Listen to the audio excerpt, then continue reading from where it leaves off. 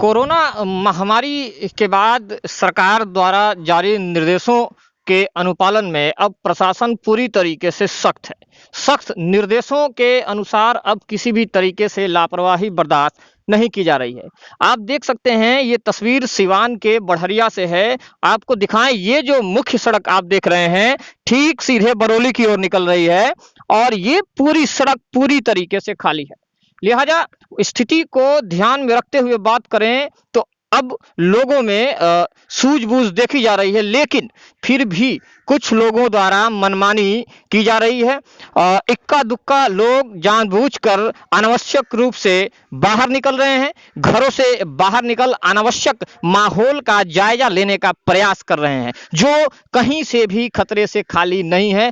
विश्व स्थिति को ध्यान में रखते हुए बात करें तो लगातार आला अधिकारियों द्वारा सख्त निर्देश जारी किए जा रहे हैं कि किसी भी तरीके से कोई भी व्यक्ति घरों से बाहर ना आए, सभी अपने घरों में पूरी तरीके से सुरक्षित रहें, ताकि जो संक्रमण का वो गति है वो कम हो और जो संक्रमित लोगों की संख्या है, जो चैन है, कहीं ना कहीं वो चैन टूटे और इस भारत को जो आज विकट परिस्थिति में पड़ा हुआ है, इससे, इस संक्रमण से लोगों को छुटकारा मिले। लेकिन अगर यही स्थिति बनी रही, जैसा कि आज माहौल देखा जा रहा है लॉकडाउन के तीसरे दिन, मतलब कि मंगलवार को प्रधानमंत्री नरेंद्र मोदी द्वारा रात को 8 बजे लोगों को संबोधित किया गया और बताया गया कि दूसरी बार अपील की गई कि आप जो है घरों में सुरक्षित रहें, घरों से बाहर ना आए।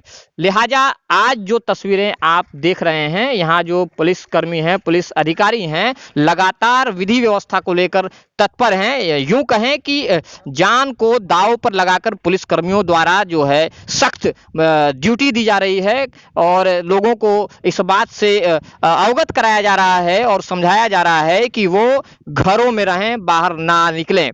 बताते चले कि इस महामारी के बीच एक और अहम समस्या है जो तूल पकड़ते नजर आ रही है। कुछ लोगों ने बताया कि जो खाद्य सामग्री हैं, खाद्य सामानों की कीमतों में इजाफा देखा जा रहा है। जैसा कि कल से ऐसी चर्चाएं सोशल साइट्स और सोशल मीडिया पर जोर पकड़े हुए है।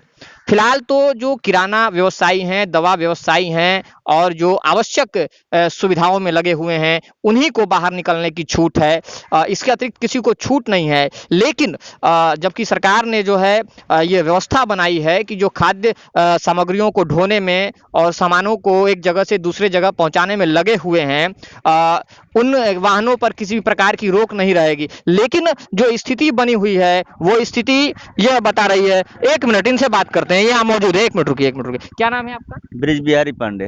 कहाँ घर है आपका? बिशमरापुर। अच्छा, आप बिशमरापुर से हैं और इस विकट स्थिति में देश जूझ रहा है और ऐसे माहौल में आप घर से बाहर निकल रहे हैं, जबकि निर्देश है कि सख्त आवश्यकता के हिसाब से बाहर निकलना है। क्यों ऐसा कर रहे हैं आप? ऐसा है कि मेरी पत्नी डायबिटीज से ग्रसित है, हार्ट है, ब्लड प्रेशर है, गैस है, थायराइड है, उसका दवा समाप्त हो गया था। अच्छा। इसलिए लेने आए हैं। तो कब दवा समाप्त हुआ है? आज सुबह में। चलिए ठीक है, दवा समाप्त हुआ था, चूंकि जीवन अनमोल है, इसके ऊपर भी पहल जरूरी है। लेकिन मेरी आपसे एक अपील है, आपसे व्यक्तिगत अपील है कि कृपया इन व्यवस्थाओं को आप कर लें, चूंकि बार बार आपको इसके लिए बाहर ना निकलना पड़े और ये मरीज के लिए भी काफी लाभदायक होगा, चूंकि विकट स्थिति में अगर दवा का अभाव होता है तो तुरंत उन्हें दवा मुहैया आप करा सकेंगे। क्या ऐसा होना चाहिए? नहीं, एकदम होना चाहिए। हम घर से कभी नहीं निकलते हैं, दवा समाप्त हुआ है इसलिए आए हैं। आप संकल्प लीजिए, आप संकल्प लीजिए। हमारे देश के प्रधानमंत्री का संकल्प है और आपसे अपील है कि किसी भी स्थिति में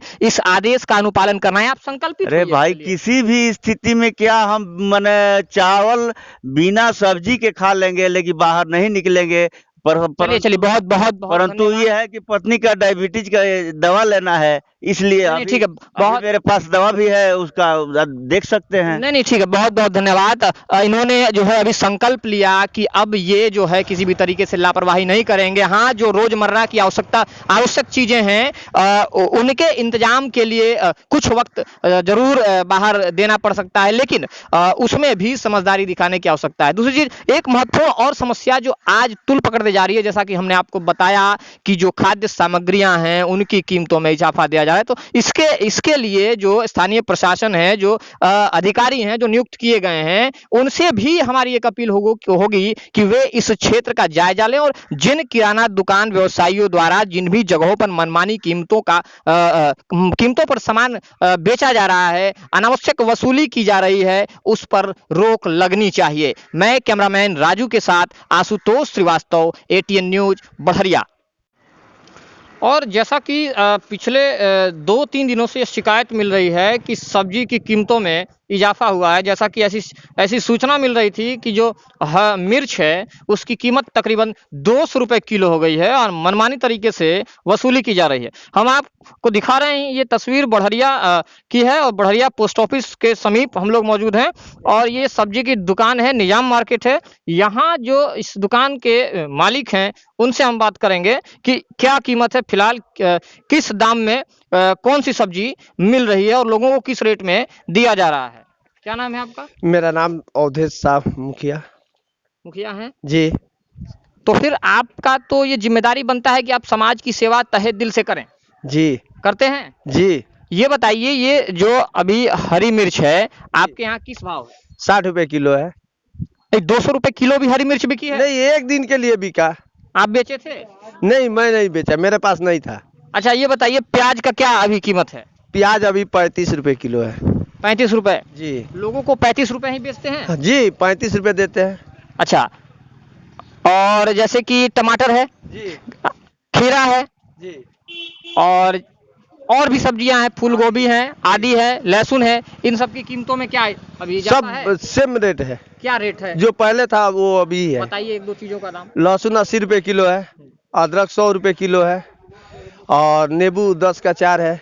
खीरा 30 रुपए किलो है, टमाटर 30 रुपए किलो है।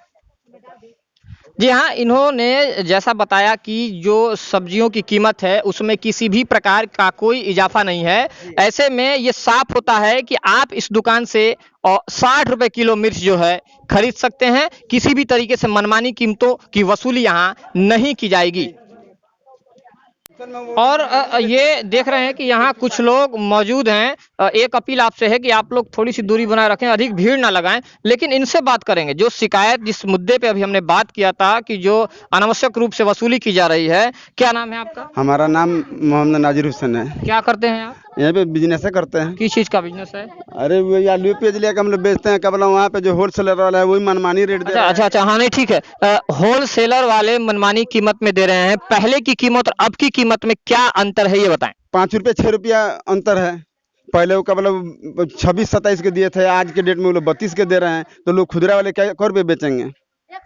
ये मैंने ये आप लोगों के लिए समस्या बनी हुई है। हाँ, हम लोग के लिए समस्या बनी है। आम जनता कहाँ कह रही है कुछ? हम लोग पेरा रहे हैं। क्या चाहते हैं, इस पे क्या होना चाहिए? होना चाहिए कि आम जनता इस पर खड़ा हो, आम जनता वहाँ पे जाकर लड़े। किस जगह से? वहाँ जहाँ होलसेलर है वहाँ पे। अच्छा चलिए, ये भी व्यवसायी हैं, इनके साथ ये समस्या है। जैसा कि अभी हमने एक मुखिया हैं, उनकी दुकान पे हमने बातचीत की। उन्होंने कहा कि सब कुछ की कीमतों में बिल्कुल कमी है, अनावश्यक रूप से वसूली नहीं की जा रही है। और ऐसा यहाँ है भी। यहाँ एक महिला मौजूद है। हाँ सुनिए। 40 रुपया प्याज देता लोग किला। कितना रुपया? 40 रुपया। अभी तौला होता तो छीन कर जिल्दा आलू 30 रुपया किलो कहता लोग। नहीं, ऐसा नहीं होगा, ऐसा ना करें। मेरी जो है तमाम व्यवसायियों से 20 रुपया किलो जी 120 रुपया किलो मरचा सुनाता लो, बतियाता कैसे खर्च के गरीब आदमी खाई। जी हाँ, ये समस्या है क्योंकि गरीब आदमी इस महामारी की स्थिति में कैसे सरवाइव करेगा। ये महिला, क्या नाम है आपका? हीरा झरी देवी। कहाँ घर है? पट्टी भलुआ। कितना रुपया किलो प्याज ले रही हैं? ये 40 रुपया अभी तौला होता तो झिल्लनी बेचारा ना दहनी हमको। नहीं, मेरी ये अपील है तमाम व्यवसायियों से और एटीएन न्यूज की अपील है कि कृपया इस प्रकार जो है महामारी को जो है और बढ़ावा ना दें और स्थिति सामान्य बनाए रखें ताकि गरीब असहाय लोगों को किसी भी प्रकार से परेशानी उत्पन्न ना हो।